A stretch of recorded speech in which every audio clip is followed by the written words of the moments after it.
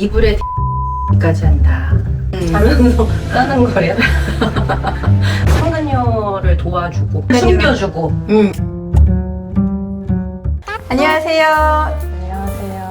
오늘은 저희 신세계로의 이명인 변호사 함께 있습니다. 인사드릴까요? 안녕하세요. 신세계로 이명인 변호사입니다. 반갑습니다. 상간녀 소송, 상간녀 도와주는 시댁에게 위자료 청구 가능한가요? 라고 하셨어요. 혼인 파탄에 책임이 있는 배우자 말고도 배우자의 직계 존속으로부터 부당한 대우를 받으면 그분한테도 혼인 파탄의 책임을 물어가지고 위자료 청구가 가능한데요. 그렇게 상간녀를 도와주고 그렇게 상간녀를 숨겨주고 여행 가고. 네, 같이 여행 가고 이런 경우에는 당연히 위자료 청구가 가능합니다. 서로 상대방의 부모님에 대한 위자료 청구 많지는 않으니까요. 하지만 가능하시다는 점 아시면 되겠고요. 네이버 카페 당당히에 상간녀가 공무원이면 징계처분 받을까요? 라고 하셨어요. 공무원법에 의하면 공무원한테는 품위유지 의무라고 하는 부분이 있습니다. 그래서 이런 품위유지 의무를 위반한 경우에는 징계를 받게 돼 있거든요. 품위유지 의무 위반 자체만을 가지고는 징계도 여러 단계가 징계가 있는데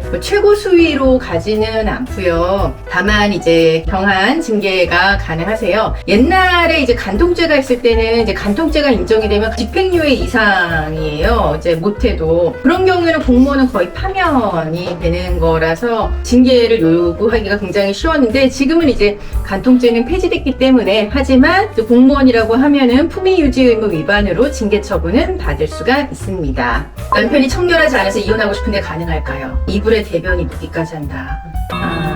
좀 너무 지저분하대요. 그래서 아무리 고치라고 해도 고치지도 않고 난 너무 싫을 거야. 난 뭐 어떻게든 이혼하고 말 거야. 자면서 까는 거예요. 난 찾기 어려울 것 같아. 저희 사무실로 찾아오시면 함께 한번 강구를 해봐야 될 것 같아요. 예전에 그 야뇨증이 있는 남편을 상대로 한 이혼 청구를 해본 적이 있었거든요. 밖에다가 오줌을 싸니까 집안 내부에서 그래서 이불이나 소파 이런 데서 싸가지고 그 여러 차례? 네, 여러 차례. 네. 당연히 이제 이혼 사유가 된다는 거. 그렇죠. 뭐 오줌도 되는데 대변은 그건 안 되겠어요. 이혼보다 상간 소송을 먼저 하면 불리한 점이 있을까요? 라고 하셨어요. 아무래도 이제 상간 소송을 하게 되면 이혼 여부에 따라서 위자료 금액이 좀 달라지기도 하기 때문에 위자료에 있어서 조금 더 낮게 나올 수 있다? 부정행위로 인한 위자료는 상간자랑 이제 배우자랑 같이 한 거기 때문에 불진정 연대 책임이라고 합니다. 한쪽이 배상을 하면 다른 쪽은 그 감액이 되는 그런 상황이 된다. 그 점을 이제 이명인 변호사가 이야기를 해준 거고요. 이제 이혼 소송보다 상간 소송을 먼저 하면 불리한 점은 말하자면 재산이 상대방 명의로 되어 있는데 상간 소송을 하면 상대방이 나한테도 이혼 소송을 걸어올 수 있겠구나 라고 하면서 이제 재산을 좀 빼돌릴 수도 있고. 그렇죠. 빼돌린다거나 이제 뭐 안 쓰도 돈을 막 쓴다거나 카드로 막 명품을 막 사면서 이혼 소송에서 재산 분할 좀 줄이려고 하는 시도를 아무래도 하지 않을까 그런 점이 있고요. 그리고 또 보통 이제 많은 분들이 이제 이렇게 상간 소송을 하면은 주던 생활비를 끊는 경우가 많아요. 그런 경우에는 이제 이혼 소송도 같이 하면은 차단 처분이라고 하는 걸로 이제 생활비를 받을 수가 있는데 이제 생활비가 끊길 수가 있다는 거, 그런 부분 현실적인 문제. 그렇죠. 네, 주의하셔야 됩니다. 이혼 사유가 별로 없는데 이혼이 정말 하고 싶은데요. 방법이 있을까요? 라고 하셨어요. 좀 구체적으로 이야기를 들어봐야지 알 것 같은데요. 네. 사실 사소한 성격 차이나 이런 생활 습관 이런 것도 좀 그 갈등의 정도가 크다면 혼인을 지속할 수 없는 기타 중대한 사유에 해당할 수도 있기 때문에 사실 없을 거라 생각하셔도 그래도 그동안의 혼인 생활을 한번 돌이켜보면 끄집어낸다면 그렇죠. 그래서 만들어 볼 수는 있을 것 같아요. 그러니까 이혼을 결심하는 많은 분들이 나는 기분 나쁘니까 이혼해야 되겠어 이런 분들은 없어요. 나름대로의 이유가 있고 있고 그 이유를 들여다보다 보면은 본인들은 잘 모르시지만 재판상 이혼 사유에 해당하는 경우가 있습니다. 그래서 성격 차이라고 이제 생각을 하시지만 그게 성격 차이가 아닌 경우가 많거든요. 나는 정말 이혼을 하고 싶다라고 하시면 일단은 이제 전문 상담을 한번 받아보시는 게 이제 어떨까 생각이 듭니다. 네. 엄마가 양육자로 지정이 되고 아빠가 세상을 떠난 경우 아빠의 유가족들이 아이 면접교섭 자격이 될까요? 이제 조부모 면접교섭에 대해서 물어보시네요. 예. 사망하거나 이제 해외에 가가지고 면접교섭 할 수 없는 경우에는 조부모도 예외적으로 면접교섭이 가능합니다. 그래서 이거는 가능하시니까 아이 면접 이제 필요하시면 적극적으로 진행을 해보실 것을 권해드립니다. 신호의 폭언, 그리고 남편의 폭언, 시가의 무리한 경제적인 요구, 차값을 달라, 병원비 달라, 용돈, 여행비, 그리고 경제 개념 없는 남편, 이런 거가 이혼 사유가 되냐, 이걸 모르시는 것 같아요. 신고의 폭언 당연히 되고 남편의 폭언 당연히 되고 네. 시가의 무리한 경제적 요구, 경제 개념까지 없다. 그러면 이제 부당한 대우를 받았다. 네. 그걸로 당연히 이제 이혼 사유가 네, 이혼 사유가 될 것 같습니다. 싸웠다고 돈을 월 500 이상 벌면서 생활비를 몇 달째 전혀 안 주고 있는데 받을 방법이 있나요? 라고 하셨어요.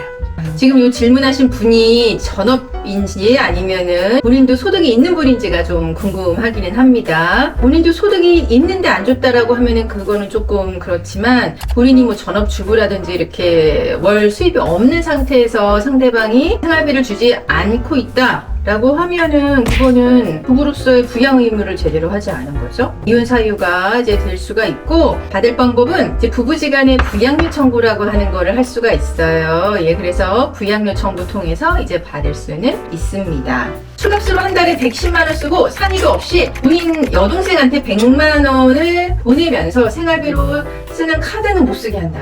되지 않을까요? 예. 사실 생활비를 받는 사람 입장에서는 그게 굉장히 큰 문제로 이제 다가오거든요. 근데 그거를 끊어버리면 이거는 뭐 어떻게 하기가 어렵고 게다가 이제 아이가 있는 경우에는 아이 뭐 학원비도 있고 뭐 아이 먹는 거 뭐 심지어 뭐 간식 이런 거 사는 거조차 굉장히 전전긍긍 해야 되는 상황이니까 당하는 사람 입장에서는 거의 폭력으로 느껴집니다. 네. 재판 중 재판장님 앞에서도 당당하게 거짓말도 하고 빼돌린 돈 그 자리에서 소명을 못할 정도라면 어떤 불이익이 있을까요?